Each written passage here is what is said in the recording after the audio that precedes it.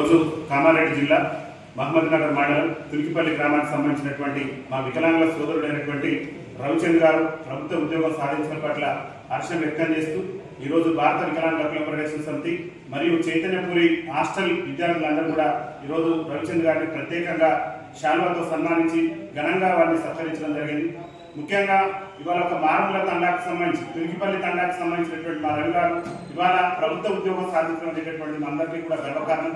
ఎందుకంటే వికలాంగుల సమాజం విద్యకు దూరమై అంటే పాఠశాల మెట్లు కూడా ఎక్కలేనటువంటి స్థితిలో ఉండి ఇవాళ పాఠశాలలో బోధించేటటువంటి స్థాయికి రావడం రవిచంద్ర గారు ప్రభుత్వ ఉద్యోగం సాధించడం పట్ల మేమందరం కూడా హర్షం వ్యక్తం చేస్తున్నాం. గత ప్రభుత్వాలు, గతంలో ఉన్నటువంటి ప్రభుత్వాలు, ఇప్పుడున్న ప్రభుత్వాలు కూడా వికలాంగుల విద్యార్థులకు ప్రోత్సహించే విధంగా వికలాంగులకు ప్రత్యేక స్టడీ సర్కిల్ కానివ్వండి, వికలాంగులకు అన్ని వస్తువులు ఉన్నటువంటి పాఠశాలను ఏర్పాటు చేసి ఇంకా మేము మెరుగైనటువంటి ఫలితాలు సాధించడంతో పాటు మెరుగైనటువంటి ఉద్యోగ అవకాశాలు కూడా సాధించి రాష్ట్రానికి కూడా మంచి పేరు ప్రతిష్టలు చేయడం, రాష్ట్ర అభివృద్ధిలో కూడా మా వికలాంగుల పాత్ర ఉంటుంది. కాబట్టి గౌరవ తెలంగాణ రాష్ట్ర ముఖ్యమంత్రి రేవంత్ రెడ్డి గారికి కూడా మేము ఒకసారి విజ్ఞప్తి చేస్తున్నాం. మా రవిచంద్ర గారు ఒక మారుమూల ప్రాంతం నుంచి మహమ్మద్ నగర్ మండలం ఎక్కడ ఉన్నటువంటి మహమ్మద్ నగర్ మండలంలో ఒక తండా అయినటువంటి మరి ఆ తులికిపల్లి తండా నుంచి ఇవాళ ఒక ప్రభుత్వ ఉద్యోగిగా మేము అందరం కూడా గర్వపడుతున్నాం. ఎందుకంటే ఎన్నో కష్ట నష్టాలు అనుభవించి ఆ ఒక నిరుపేద కుటుంబంలో నుంచి ఆర్థిక పరిస్థితులు ఇబ్బంది ఉన్నా కానీ మరి తన వైకల్యం అడ్డొచ్చినా కానీ వైకల్యాన్ని సైతం జయించి పాఠశాల మెట్లు కూడా ఎక్కలేనటువంటి మా రవిచంద్ర గారు ఇవాళ పాఠశాలలో బోధించేటటువంటి ఉపాధ్యాయుని స్థాయికి ఎదగడం అనేది మా అందరికీ గర్వకారణం.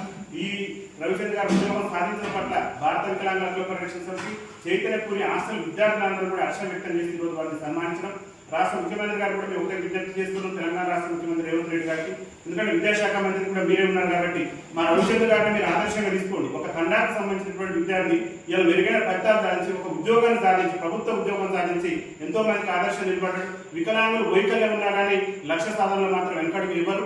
వికలాంగులు ఉన్నటువంటి ఆత్మస్థైర్యాన్ని, వికలాంగులు ఉన్నటువంటి మరి ఏదైతే పట్టుదల ఉందో ఆ పట్టుదలను విజయం తీసుకుపోవాలంటే మా రవిచంద్ర గారిని ఉదాహరణ తీసుకుని తెలంగాణ రాష్ట్ర ప్రభుత్వం రాష్ట్రంలో ఇలా వికలాంగ విద్యార్థులు రేపేదైనా ప్రభుత్వ నోటిఫికేషన్ వచ్చిన ఉద్యోగాల ప్రిపేర్ అనేది కూడా స్టడీ సర్కిల్ కూడా లేక మేము ఇబ్బందులు పడుతున్నాం. గౌరవ ముఖ్యమంత్రి గారి దగ్గర విద్యాశాఖ ఉంది కాబట్టి గౌరవ ముఖ్యమంత్రి గారికి మా రవిచంద్ర గారిని ఆదర్శంగా చూపిస్తుంది. ఎందుకంటే ఒక తండ మారుమూల తండా నుంచి ఇలా ప్రభుత్వ ఉద్యోగం సాధించి ఒక మంచి ఉత్తమమైనటువంటి ప్రతిభ కనపరిచినటువంటి మా రవిచంద్ర గారిని ఉదాహరణ తీసుకొని దయచేసి మీరు ఏ స్టడీ సర్కిల్ లేదు, పాఠశాల మెట్లు కూడా ఎక్కలేనటువంటి పరిస్థితి నుంచి ఇలా పాఠశాలలో ఉపాధ్యాయుని పాత్రను సాధించినటువంటి వికలాంగుల విజయాన్ని మీరు చూసి దయచేసి తెలంగాణ రాష్ట్ర ప్రభుత్వం వెంటనే ఒక మంచి స్టడీ సర్కిల్ వికలాంగ విద్యార్థులకు ఉపయోగపడే విధంగా హైదరాబాద్ కేంద్రంగా స్టడీ సర్కిల్ ఏర్పాటు చేయాలని చెప్పేసి భారత వికలాంగుల హక్కుల పరిరక్షణ సమితి రాష్ట్ర కమిటీ పక్షాన మేము విజ్ఞప్తి చేస్తున్నాం. ఇటీవల కాలంలోనే హాస్టల్ విద్యార్థి సంఘం నాయకులైనటువంటి బండి శ్రీనివాస్ గారి నేతృత్వంలో కూడా విద్యార్థులు మరియు స్టడీ సర్కిల్ ఏర్పాటు చేయాలని చెప్పేసి గౌరవ వికలాంగ కార్పొరేషన్ చైర్మన్ గారు కూడా విజ్ఞప్తి చేయడం జరిగింది.